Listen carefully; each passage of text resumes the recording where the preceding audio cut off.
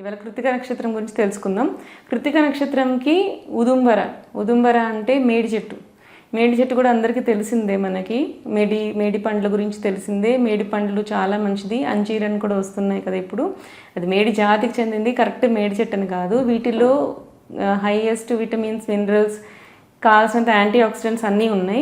కానీ కృతిక నక్షత్రం వాళ్ళకి మెయిన్గా ఏంటంటే కడుపులో నొప్పి రావడము, బాగా జాయింట్ పెయిన్స్ రావడము, ఇట్లాంటి ఐ డిజార్డర్స్ రావడం అనేది జ్యోతిష శాస్త్రం ప్రకారం చెప్పబడింది.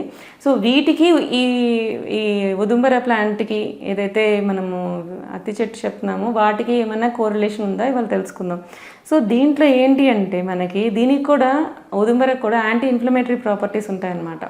ఈ ఫ్రూట్లో కూడా హైయెస్ట్ మినరల్స్, విటమిన్స్ అన్నీ చాలా బాగుంటాయి. సో వీటికి ఏంటి అంటే దీన్ని మనం యూజ్ చేయడం వలన కాల్షియం కూడా హై రిచ్ వస్తుంది. సో వీటికి ఏంటంటే మనకి పెయిన్స్ రావడానికి ఒక కారణం ఆస్టియోపోరోసిస్ కానీ, బోన్ డెన్సిటీ తగ్గడం కానీ అలా అనుకున్నప్పుడు ఈ ఫ్రూట్స్ యొక్క బెనిఫిట్స్ అనేది దీనికి అటాచ్ అవుతాయి. సో ఇలాంటి వాళ్ళు ఈ ఫ్రూట్స్ని తీసుకోవడం చాలా మంచిది అని చెప్తామన్నమాట. జనరల్గా దీంట్లో నుంచి ఒక చిన్న లాటెక్స్ లాంటిది వస్తుంది, అంటే పాలు కారే క్షీరి వృక్షాలు అంటాం జనరల్గా ఈ ఫైకస్ వెరైటీస్లో. సో ఆ క్షీరం కూడా మనకి ఏంటంటే ఐ డిజార్డర్స్ని తగ్గిస్తుంది అని చెప్తారు.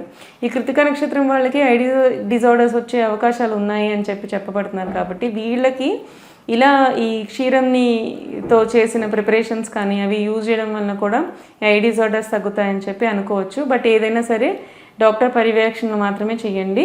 ఇలాంటివి మీరు యూజ్ చేసుకుని మెయిన్గా మీరు ఫ్రూట్స్ మీద కాన్సన్ట్రేట్ చేయండి, ఎందుకంటే బాడీ ఏక్స్ అవన్నీ మీకు ఉంటాయి అని చెప్పబడింది. కాబట్టి ఇలాంటి వాళ్ళు జనరల్గా ఈ ఫ్రూట్స్ని ఎక్కువ యూజ్ చేస్తూ ఉంటే మీకు ఫర్దర్ వచ్చే డిసీజెస్ కొంచెం కాంపెన్సేట్ చేసుకోవడానికి అవకాశాలు ఉంటాయి.